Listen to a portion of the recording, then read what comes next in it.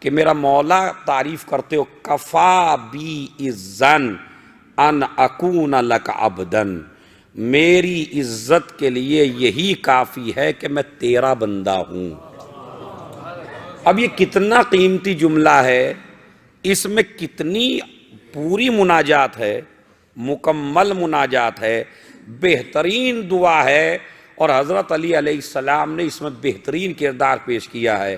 یعنی اس کا مطلب یہ ہے کہ انسان کے دولت مند ہونے میں عزت نہیں ہے، انسان کے صاحب اقتدار ہونے میں عزت نہیں ہے، انسان کی ساری عزت وابستہ ہے عبدیت سے۔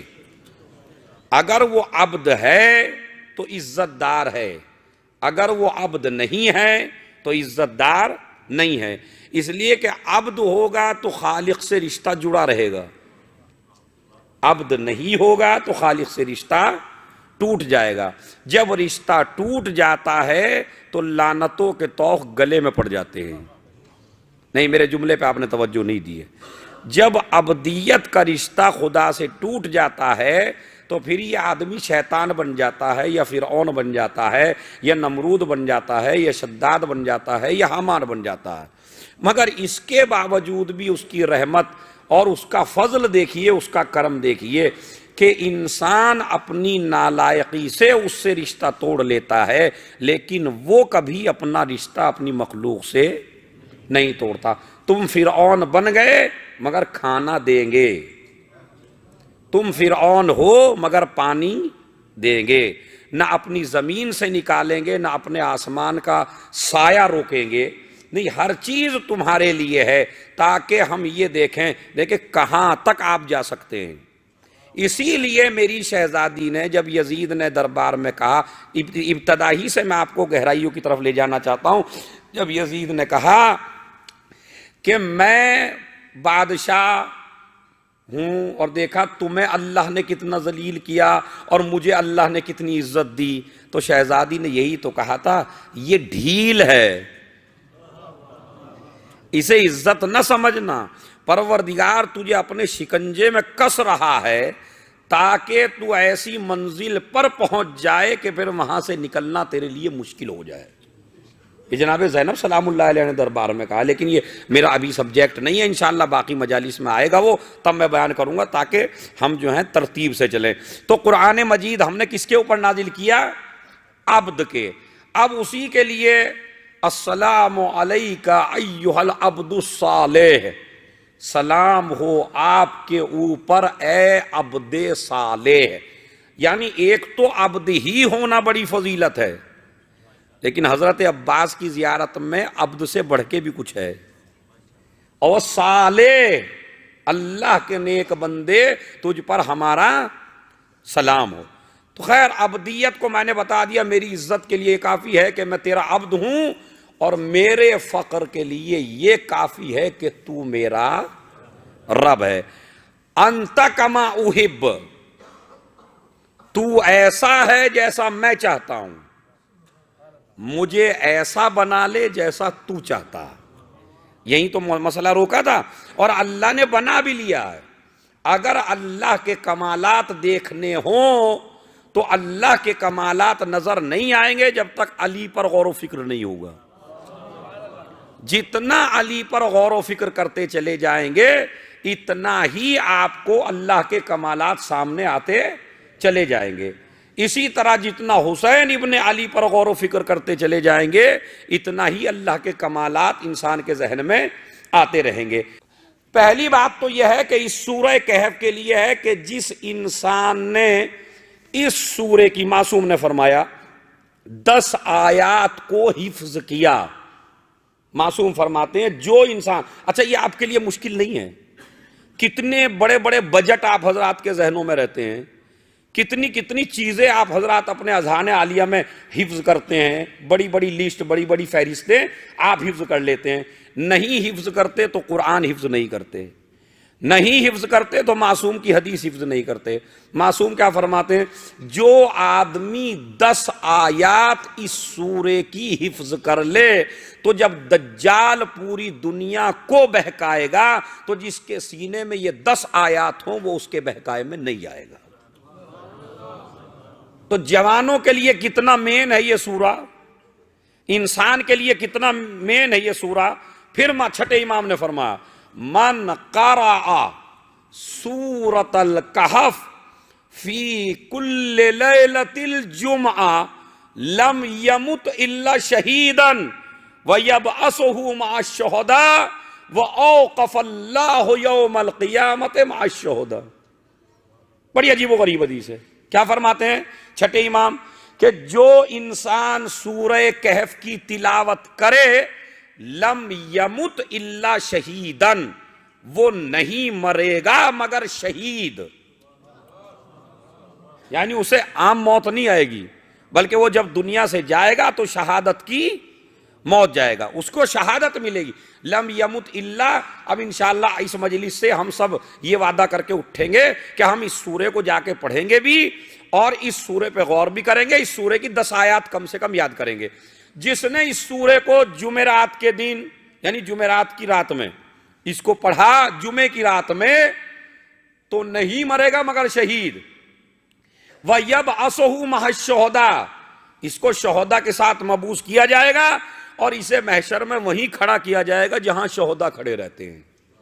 اب اس کا مطلب یہ ہے جہاں رسول کے ساتھ شہید ہونے والے جتنے بھی جنگیں ہیں ان میں جو شہید لوگ ہوئے ہیں، جہاں وہ کھڑے ہوں گے وہیں پر ہم کھڑے ہوں گے، خالی اس سورے کی تلاوت سے۔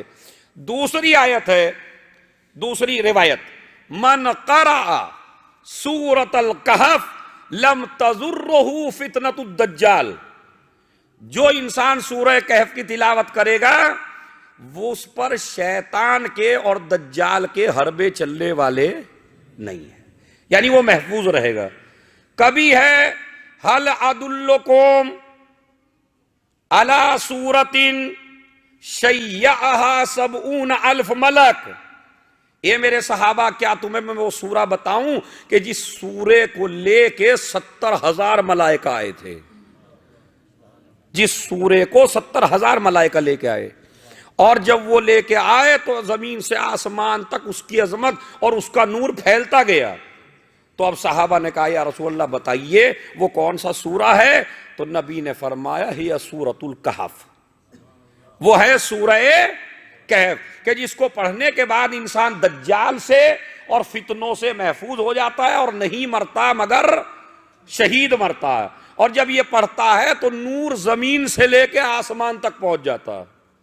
یہ سارا چھٹے امام اور نبی اور مولا کائنات اور پیغمبر اور ائمہ سے روایات ہیں، آپ انٹرنیٹ پہ بھی سرچ کریں گے تو آپ کو مل جائیں گی یہ احادیث۔ تو جو اس سورے کو پڑھے گا تو یہ اگر سورہ پڑھ رہا ہے تو 1 سال میں اگر دجال آ گیا تو یہ فتنے سے محفوظ رہے گا۔ اسی سورے کو پڑھنے کے بعد انسان کے اندر یہ شعور پیدا ہوگا کہ مجھے اپنے اندر وہ صفات لانی چاہیے کہ جن صفات سے میں لشکر امام زمانہ میں شامل ہو سکوں۔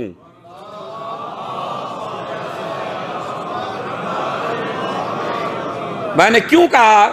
اسی لیے چونکہ اس کی اتنی اہمیت ہے، یہ آخری زمانے میں دیکھیے اس سورے کے اندر 4 قصے ہیں، اس کی اہمیت، اس سورے کے اندر 4 قصے ہیں۔ پہلا قصہ ہے اصحاب کہف کا، دوسرا قصہ ہے جناب موسیٰ اور جناب خضر کا، تیسرا قصہ ہے ایک اس انسان کا جس کے پاس 2 باغ تھے، اسے مال پہ غرور ہو گیا، تیسرا قصہ ہے جناب ذوالقرنین کا کہ جنہیں پوری کائنات کی حکومت ملی تھی اور جہاں سے سورج نکلتا ہے اور جہاں سورج غروب ہوتا ہے وہ وہاں تک پہنچے تھے۔ تو اس میں کتنے واقعات ہیں؟ یعنی ایسا قرآن کے کسی سورے میں نہیں ہے جس میں اتنے واقعات ہوں۔ اب آپ دیکھیے انسان بہکتا ہے 4 چیزوں سے، یا تو دین کے مسئلے میں بہکتا ہے، یا مال کے ذریعے بہکتا ہے، یا جب علم آ جائے تب بہکتا ہے، یا جب دولت آ جائے تب بہکتا ہے، اور اس سورے کے اندر 4 سے بچنے کا طریقہ ہے۔ ایک صلوات پڑھیں محمد اور آل محمد پر۔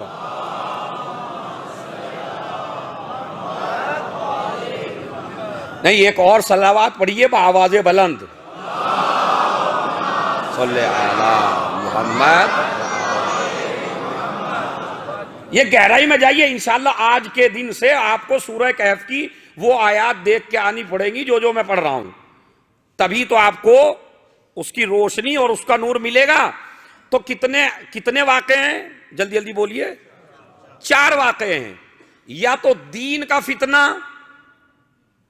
یا مال کا فتنہ، یا علم آ گیا تو غرور پیدا ہو گیا علم کا فتنہ، یا سلطنت آ گئی اس کا فتنہ، اور اس سورے میں یہ چاروں موجود ہیں۔ لہذا یہ چاروں اگر آدمی پڑھے گا واقعات تو اسے یہ طریقہ معلوم ہو، اس لیے کہ جب دجال آئے گا امام سے پہلے تو وہ دجال آپ کو جو عالم ہیں انہیں علم میں غرور کروا کے بہکائے گا، جن کے پاس مال ہے چونکہ وہ مال کا لالچ دے کے بہکائے گا، وہ دین پیش کر کے بہکائے گا، وہ سلطنت کے ذریعے بہکائے گا۔ اسی لیے اللہ نے اس سورے کو نازل کیا تاکہ بہکانے والا بعد میں آئے، بچانے والا پہلے آئے۔ یہ وہ سورہ ہے جو آپ کو بچا رہا ہے، سورۃ الکہف۔ اسی لیے امام حسین علیہ السلام نے اسی سورے کی تلاوت کی ہے۔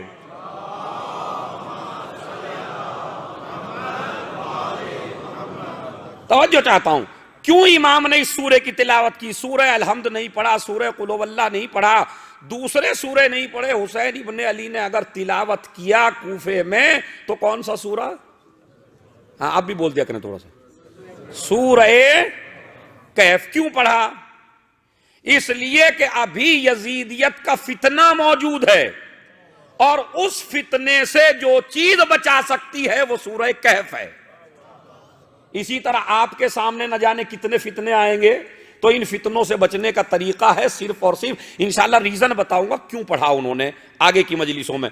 لیکن یہ سورہ کہف قرآن مجید کا وہ سورہ کہ جو انسان کو دجال سے بچاتا ہے۔ اور ایک روایت میں نے ابھی پڑھی جس میں یہ ہے کہ اگر کسی کے اوپر زیادہ قرض ہو جائے یا کوئی آدمی فقیر ہونے لگے تو اسے جو سورہ نجات دے سکتا ہے اسے کہتے ہیں سورہ کہف۔